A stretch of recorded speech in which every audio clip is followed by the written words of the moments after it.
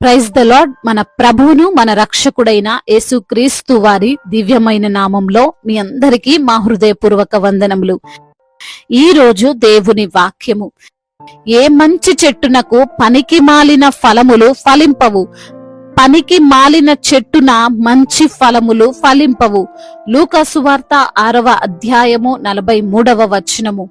No good tree bears bad fruit, no does a bad tree bear good fruit. Gospel of Luke chapter 6 verse 43. ఈ రోజుకు గాను దయగలిగిన దేవుడు మనకు అనుగ్రహించిన వాక్య భాగమును బట్టి ధ్యానించుకుందాము.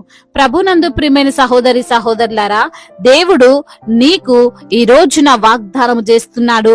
నీ జీవితంలో నీవు మంచి ఫలము చూడబోతున్నావు, మంచి కార్యాలను చూడబోతున్నావు, మంచి శుభ వచనములను నీవు వినబోతున్నావు. ఇంతవరకు నీవు ఒక బలహీనమైన వ్యక్తిగాను, అనారోగ్యమైనటువంటి వ్యక్తిగాను, అప్పులు గల వ్యక్తిగాను ఉన్నావేమో. నిన్ను అందరూ చూసి దురదృష్టవంతురాలు అని అంటున్నారేమో. నీ పని, నీ కుటుంబ జీవితం, నీ ఉద్యోగం అన్నిటిలో నీకు ఏ మంచి జరగడం లేదు అని బాధపడుతున్నావేమో. బాధపడకు, దేవుడు ఈ రోజు వాగ్దానము నీ కొరకే చేస్తున్నాడు. ఆయన నిన్ను ఫలింపజేయబోతున్నాడు.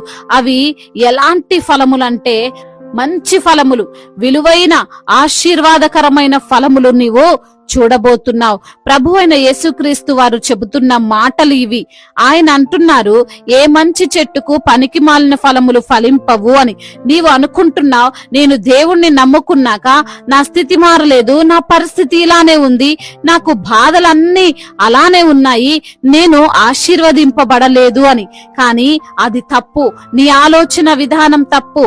ఎందుకంటే వాక్యం సెలవిస్తుంది, మంచి చెట్టుగా ఉన్న నీ నుండి చెడు రాదు. బహుశా అది నీకు ఈ రోజున చెడుగా కనిపిస్తుండొచ్చు. నీవు చూస్తున్న పరిస్థితులు, నీ ఎదుట ఉన్నవి అన్ని నీకు వ్యతిరేకంగా, నీకు హాని చేసేవిగా ఉన్నాయి అని నువ్వు అనుకోవచ్చు. కానీ అవి నీకు మంచి ఫలములను ఇవ్వబోతున్నాయి. చెడు అనుకున్నది చెడు కాదు, అది నీ మంచికే జరుగుతుంది.